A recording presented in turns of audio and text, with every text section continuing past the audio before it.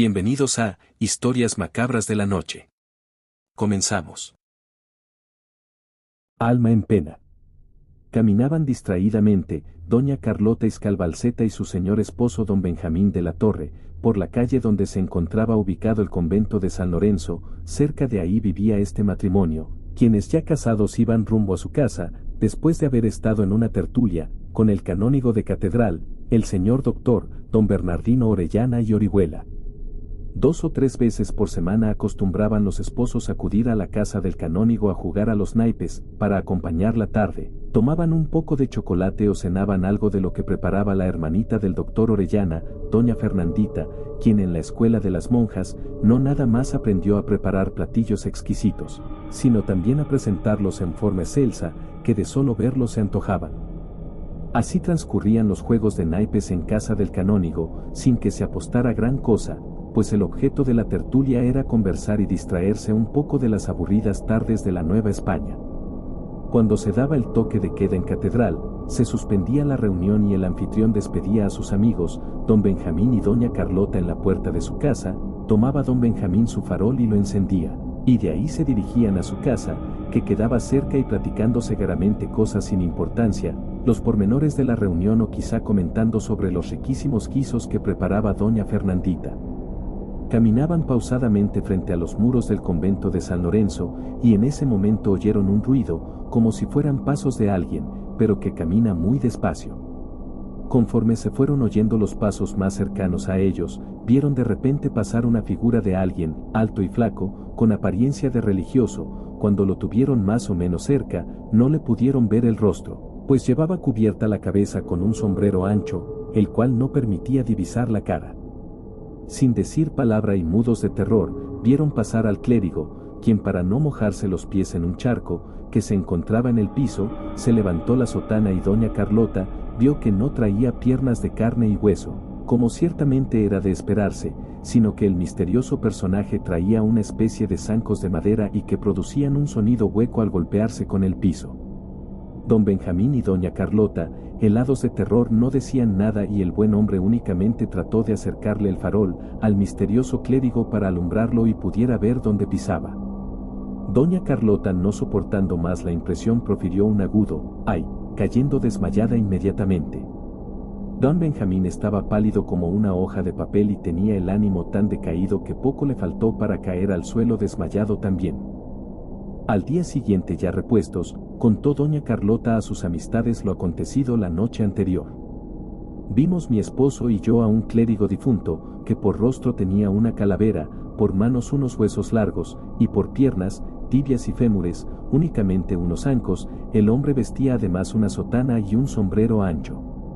Las señoras que escuchaban el relato, se santiguaban asustadas y concluyeron que la aparición sería de un ánima del purgatorio que venía a pedir oraciones, para poder encontrar la paz eterna. Así que decidieron mandar decir misas, rezar rosarios e inclusive hacer penitencia, para que el pobre clérigo dejara de pensar por este mundo y encontrar el descanso eterno. Don Benjamín contó a sus amigos, con los que acostumbraba reunirse algunas tardes en los portales de San Agustín, el encuentro horrible que había tenido con ese ser de otro mundo.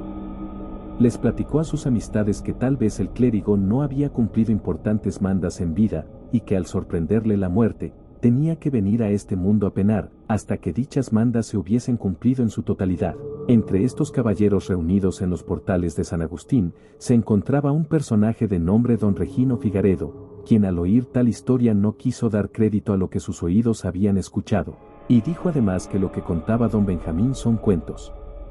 Para pasar el tiempo sin más demora, esa misma noche acudió don Regino a las calles de San Lorenzo, para comprobar por sí mismo si lo que contaba era cierto o falso. Sin embargo, al día siguiente, reunidos los caballeros nuevamente en los portales de San Agustín, don Regino contó que con sus propios ojos había visto al fantasma, y que hasta los dientes le castañeteaban del susto que se había llevado, y que puso marcha a su casa arrepentido de su incredulidad.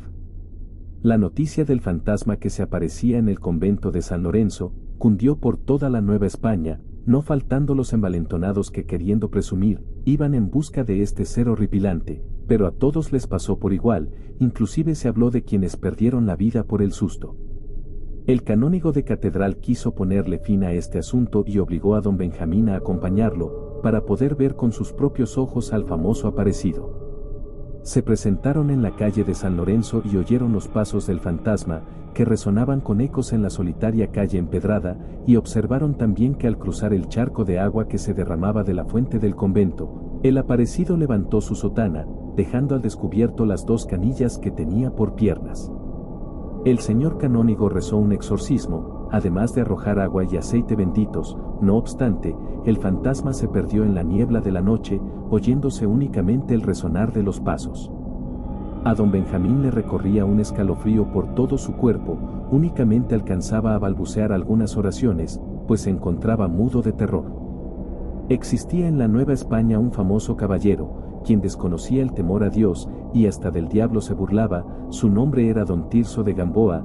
Él determinó ir a cerciorarse de la verdad de este asunto, para sacar a la luz si este aparecido era de este mundo o del otro. Para envalentonarse se echó al cuerpo algunas copas de brandy español, y después de que se diera el toque de queda en la catedral, determinó trasladarse a San Lorenzo para enfrentarse al famoso ser de ultratumba. Oyó Gamboa los pasos del aparecido, y le dio otro sorbo a la botella para cobrar más valor, y al pasar frente a él la silueta del fantasma, envuelto en su sotana, tomó su pistolete, lo amartilló y tiró del arma. Salió la bola de plomo, pero la aparición ya no se encontraba ahí, se había esfumado. A la siguiente noche se aprestó de nueva cuenta don Tirso de Gamboa, con otros hombres a cerrarle paso al fantasma. Desgraciadamente estuvieron horas aguardándolo, pero del aparecido ni su luz. Y decía don Tirso en tono de burla: de seguro ese fantasma se asustó con el pistoletazo de ayer, y jamás lo volveremos a ver por acá. Sin embargo, el fantasma se siguió apareciendo, por lo que de ninguna manera se asustó con el pistoletazo de don Tirso. Tanto se hablaba del ser de ultratumba, que ya por fin el alcalde de corte tuvo que tomar manos en el asunto, y acompañado con varios de sus corchetes, hizo acto de presencia en el convento de San Lorenzo, poniendo a cada uno de sus hombres en cada esquina, a manera de que el aparecido o quien fuera, no tuviera escapatoria, y con órdenes a cada uno de dispararle a lo que se moviera. 3 noches estuvieron aguardando a que se apareciera el clérigo, y ni su luz, hasta que en la 4ª noche, se volvieron a escuchar los pasos huecos, resonando en las piedras de la calle. Se vio de repente la esbelta figura del clérigo, y al unísono se oyó el disparo de las armas, que apuntaban hacia el difunto, pero este nuevamente desapareció de repente. Tanto el alcalde como los corchetes se afanaron en buscarlo, y encontrar algún rastro de él, pero todo fue en vano. No encontraron ni una sola huella. Por esos días el virrey de la Nueva España, don Luis Enríquez de Guzmán, conde de Alba del Iste, se encontraba muy ocupado en diversos asuntos del gobierno de México, pues habían llegado naves de España al puerto de Veracruz, las que traían diversas ordenanzas de las Cortes. Su secretario le informó que un sacerdote de nombre Alberto Abitia tenía interés en entrevistarse con él en calidad de urgente, pues quería exponerle diversas quejas y agravios que había sufrido en su persona. Entró pues el sacerdote en el salón y después de hacerse los saludos correspondientes, informó al virrey el motivo de su visita, y esta consistía en pedirle su protección, pues alguien lo quería matar, haciéndole saber también que ignoraba la causa o motivo por el cual querían privarlo de la vida, pues él nunca le había ocasionado un mal a nadie. El virrey escuchaba atento la súplica del clérigo, y le pidió que fuera más explícito en cuanto a su vida, para poder saber la razón por la que lo querían matar. El sacerdote le manifestó que él era muy bueno para hacer números, y que por ello, le habían solicitado que llevara las cuentas del convento de San Lorenzo, y que las religiosas le habían ofrecido un cuarto que se encontraba desocupado, enfrente de dicho convento, a fin que le sirviera de oficina para el cobro de distintas rentas, pensiones, etc.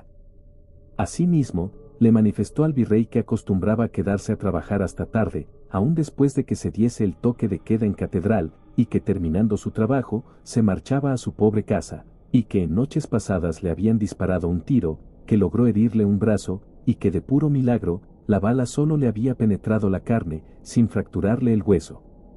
Al mismo tiempo que le relataba al virrey estos acontecimientos, se levantaba la manga, para que pueda cerciorarse con sus propios ojos de que era verdad.